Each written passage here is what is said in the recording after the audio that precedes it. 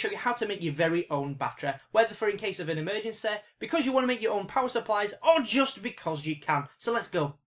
So first we're going to need zinc penny washers, paper cut and punctured so it looks like the penny washers, and some copper washers too. I should point out, because I live in England and England has a view on personal freedom similar to communist China, that my copper washers are exactly that and not copper pennies. But while you debate amongst yourselves how a person can accumulate wealth when he doesn't even own the money in his pocket, I'm going to carry on with this video.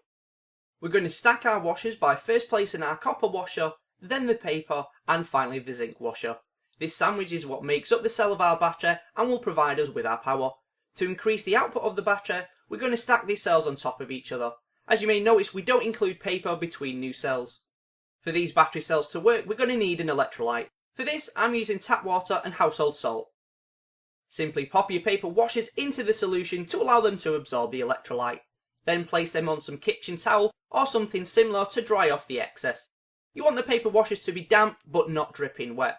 As you can now see that just one of our cells produces 0.7 volts. Now onto the body of our battery, and I'm using these plumbing fittings. It's just a coupling and two caps either end that you can screw on and off. If you want to make a larger battery, you could add another coupling and a length of pipe. When we unscrew the top of our battery, you can notice a rubber washer, and I'll use that as a guide to position our battery terminals. For the terminals, I'm using 2 bolts. Drill 2 holes for the bolts and screw them into place. This should make them cut a thread into the cap.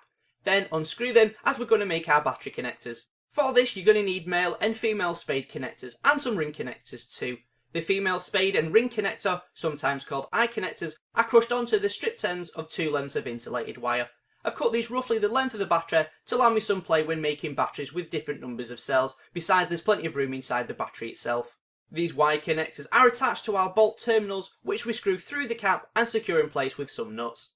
The male spade connectors are broken down and soldered onto some nuts, allowing us to connect to our battery cells later.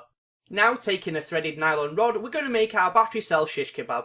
First, place our connecting nut on the rod. Then we can start stacking the cells as shown previously and ensuring our paper washers are damp with electrolyte.